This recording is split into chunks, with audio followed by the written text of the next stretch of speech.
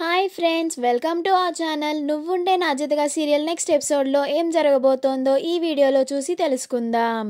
మిథునని ఇంట్లో నుంచి వెళ్ళిపోమన్న హరివర్ధన్ అసలేం జరిగింది అని తెలుసుకోవడానికి ఈ వీడియోని స్కిప్ చేయకుండా ఎండ్ వరకు చూసేయండి. శారద, దేవా కనీసం కొంచెం కూడా అన్నం తినలేదు అని చాలా బాధపడుతూ ఉంటుంది. అప్పుడు శారద, భగవంతుడా, ఈ తండ్రి కొడుకులు ఎప్పుడు కలుస్తారో ఏంటో, ఎలాంటి గొడవలు లేకుండా దేవా మళ్ళీ తిరిగి ఈ ఇంట్లో ఎప్పుడు అడుగు పెడతాడో ఏంటో అని చాలా బాధపడుతూ ఉంటుంది. అప్పుడు శారద పెద్ద కోడలు శారదాని ఓదారుస్తూ ఉంటుంది. ఊరుకోండి అత్తయ్య, బాధపడకండి, అన్నీ వాటికవే సర్దుకుంటాయి, మీరు ధైర్యంగా ఉండండి అని చెప్తూ ఉంటుంది. ముందు మీరు అన్నం తినండి అత్తయ్య, మీరు తిని చాలాసేపు అయింది, ఉండండి నేను తీసుకొస్తాను అని శారద కోసం ప్లేట్లో అన్నం పెట్టుకొని శారద దగ్గరికి తీసుకొస్తుంది. అప్పుడు శారద, నాకేం ఆకలిగా లేదమ్మా, నాకొద్దు అని అంటుంది.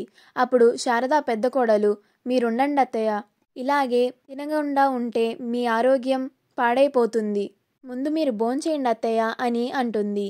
అప్పుడు శారద నాకు వద్దు అని ఎంత బతిమిలాడినా కానీ శారద పెద్ద కోడలు బలవంతం చేసి తనతో తినిపిస్తూ ఉంటుంది.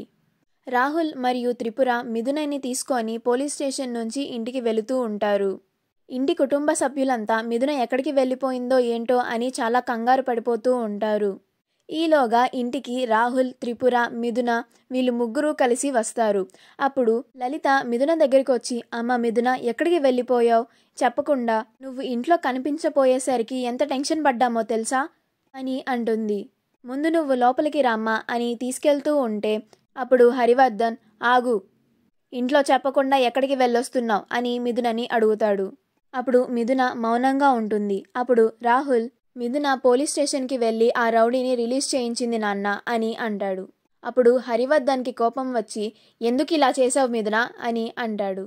అప్పుడు మిథున, ఎందుకంటే మా అన్నయ్య మా నాన్న ఇద్దరూ కలిసి హంతకులు కావడం నాకు ఇష్టం లేదు అని అంటుంది. అప్పుడు లలిత, ఏమంటున్నావమ్మ మిథున అని ఆశ్చర్యపోయి చూస్తూ ఉంటుంది.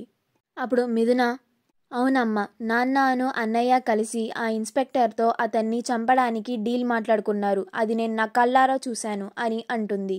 అప్పుడు ఇంటి కుటుంబ సభ్యులంతా ఆశ్చర్యపోయి అలానే చూస్తూ ఉంటారు. అప్పుడు మిథున, అలా జరగడం నాకు ఏమాత్రం ఇష్టం లేదు, పైగా నా వల్ల ఒకరికి హాని కలగకూడదు, నా వల్ల ఒక ప్రాణం పోకూడదు అనే ఉద్దేశంతోనే నేను పోలీస్ స్టేషన్కి వెళ్ళి అతన్ని రిలీజ్ చేయించాను అని అంటుంది.